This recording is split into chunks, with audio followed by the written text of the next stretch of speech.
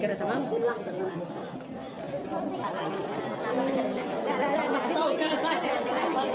दोस्तों आपने पुरातत्व यानी आर्कियोलॉजिकल के बारे में तो सुना होगा। एक ऐसी दुनिया जिसके बारे में जानकर हर कोई हैरान रह जाता है। बड़े बड़े आर्कियोलॉजिस्ट जब हड़प्पा सभ्यता जैसी दुनिया की खोज करते हैं तो मानव सोचने पर मजबूर हो जाता है। पुराने समय के इंसान कैसे रहा करते होंगे, उन लोगों की जिंदगी कैसी होगी, ऐसे तमाम सवालों के जवाब जानने के लिए आर्कियोलॉजिस्ट दिन रात लगे रहते हैं। और कभी कभी ऐसी डिस्कवरी हो जाती है जो आर्कियोलॉजिस्ट को भी सोचने पर मजबूर कर देती है। आज के इस वीडियो में हम आपको कुछ ऐसे ही आर्कियोलॉजिकल डिस्कवरीज के बारे में बताएंगे जिन्हें देखने के बाद आप भी सोचने पर मजबूर हो जाएंगे। तो बने रहिए हमारे साथ। Pot burial. पॉट बुरियल का मतलब होता है बर्तन दफनाना। इजिप्ट के अंदर आर्कियोलॉजिस्ट को कुछ ऐसा मिला जो वाकई हैरान करने वाला था। इन बर्तनों के अंदर उन्हें बहुत सारे नवजात शिशुओं के अवशेष मिले। हालांकि कुछ जगह वयस्क लोगों की हड्डियां भी मौजूद थी, मगर इनकी संख्या बहुत कम थी। दोस्तों हम आपको बता दें, इजिप्ट के अंदर बहुत सारे ऐसे कॉफिन मिल चुके हैं जिनके अंदर मम्मी को गोल्ड के साथ रखा गया था। ऐसे में आर्कियोलॉजिस्ट दिमाग लगा रहे हैं कि बर्तनों के अंदर जिन लोगों की खोपड़ियां और हड्डियां मिली है वो लोग गरीब तबके के रहे होंगे और ये लोग कॉफिन नहीं खरीद पाए होंगे। लेकिन बाद में पता चला ऐसा कुछ भी नहीं था, बल्कि बर्तनों के अंदर दफनाना जीवन चक्र पूरा करने की एक प्रक्रिया थी। और ये लोग डेड बॉडी को बर्तन के अंदर आने से पहले उसकी खोपड़ी को भी तोड़ दिया करते थे। ठीक उसी तरह जिस तरह हिंदू परंपरा में डेड बॉडी को जलाते समय उसकी खोपड़ी में डंडा मारा जाता है ताकि खोपड़ी टूट सके।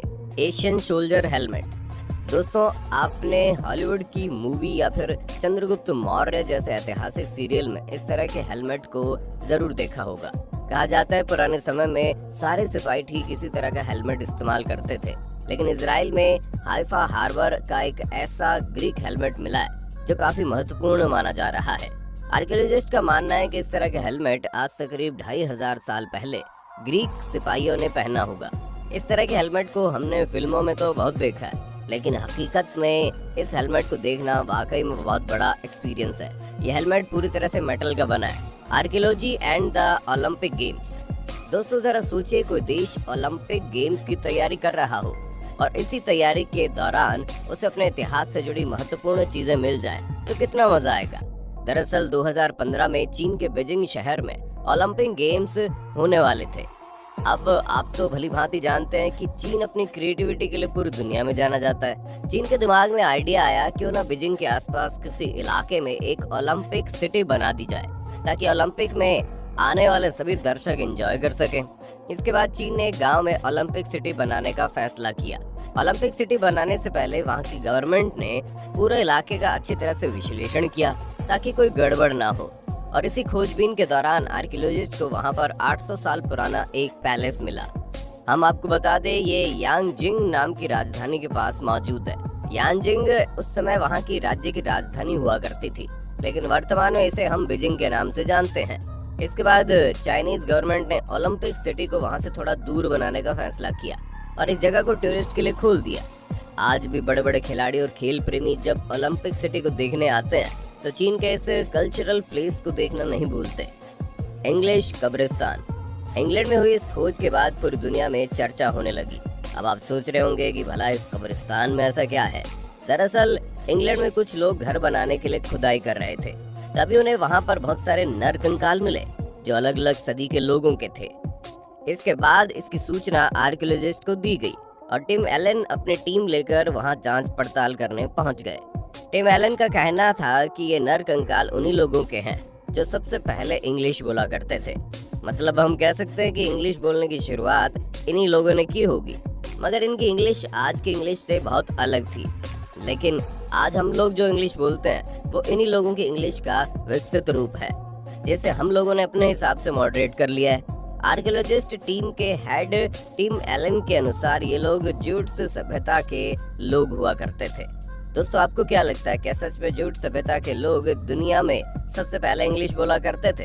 अपने विचार कमेंट बॉक्स में जरूर बताइए। Egypt old garden. दोस्तों आप लोग भली भांति जानते हैं कि इजिप्ट में खुदाई के दौरान अलग अलग तरह की ममीज मिली है, जिनके बारे में हम पहले भी वीडियो बना चुके हैं। लेकिन आपको ये जानकर हैरानी होगी कि इजिप्ट के पास एक पुराना गार्डन भी मिला है।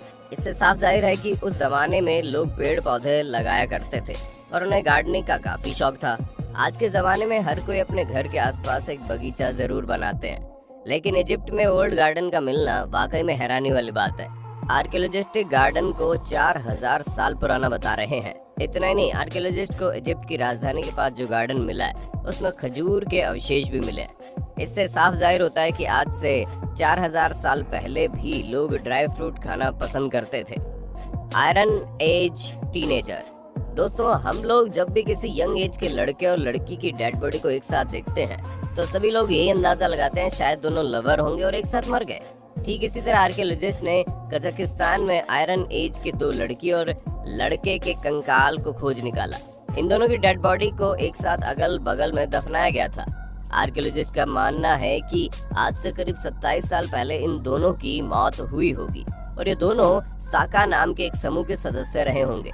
साका समूह के लोग ईरानियन भाषा बोला करते थे और इनका संबंध मध्य एशिया और रशिया से हुआ करता था। इन लोगों ने तकरीबन 600 साल तक इस एरिया में अपना कब्जा जमा कर रखा, लेकिन उसके बाद ये लोग विलुप्त हो गए। उस लड़की के कंकाल की छानबीन करने के बाद आर्कियोलॉजिस्ट ने बताया जब इस लड़की की मौत हुई होगी तो उसकी उम्र करीब 16 साल की रही होगी, लेकिन इस लड़की की कब्र को लुटेरों ने लूट लिया, इसलिए वहाँ ज्यादा कुछ नहीं मिला। वहीं दूसरी तरफ उस यंग लड़के ने अपने गले में सोने के आभूषण पहन रखे थे। दरअसल माना जाता है कि साका समूह के लोग सोने के आभूषण पहनते थे और जब भी ये लोग घर से बाहर निकलते थे तो इनके पास हमेशा तलवार और तीर रहा करते थे। उस लड़के के कंकाल के पास भी एक सोने की तलवार और एक सोने का तरकश मिला है। इतना ही नहीं, उस तरकश में तांबे के बने कुछ तीर भी थे। दोस्तों, इतना सुनकर आप समझ गए होंगे कि उस समय लोगों के पास कितना सोना हुआ करता था। उस लड़के और लड़की के कंकाल ने काफी क्वालिटी वाले कपड़े भी पहने हुए थे और इसी बात से आर्कियोलॉजिस्ट अंदाजा लगाते हैं कि दोनों समाज के ऊंचे वर्ग के सदस्य रहे होंगे, लेकिन आर्कियोलॉजिस्ट इस बात का पता आज तक नहीं लगा पाए कि इन दोनों के बीच क्या संबंध थे। दोस्तों, हम आपको बता दें कि साका प्रजाति ने लिखित में कुछ भी नहीं छोड़ा है, इसलिए इनके बारे में कुछ भी जान पाना बहुत मुश्किल है। Roman training town. दोस्तों, जरा सोचिए, अगर किसी शहर के अंदर मेट्रो स्टेशन बनाने के लिए काम चल रहा हो तभी वहाँ पर एक ऐसी सभ्यता मिल जाए जिसमें उस जमाने की फैक्ट्रियाँ, कुएं, पुराने जमाने के घर और सोने चांदी के सिक्के भी मौजूद हो तो कितना रोमांचकारी माहौल होगा ना। दरअसल इंग्लैंड के एक इलाके में HS2 रेलवे कंस्ट्रक्शन का काम बड़ी तेजी से किया जा रहा था, तभी वहाँ पर बहुत सारी आर्कियोलॉजिस्ट चीजें मिल गई। हम आपको बता दें 2018 से यहाँ पर लगभग 100 से ज्यादा आर्कियोलॉजिस्ट साइट की डिस्कवरी हुई है। आर्कियोलॉजिस्ट बता रहे हैं कि पुराने जमाने पर यहाँ पर रोमन सभ्यता का कोई छोटा सा गांव हुआ करता था, लेकिन समय के साथ धीरे धीरे ये इंडस्ट्रियल एरिया बन गया। इथोपियन मोनालिथ।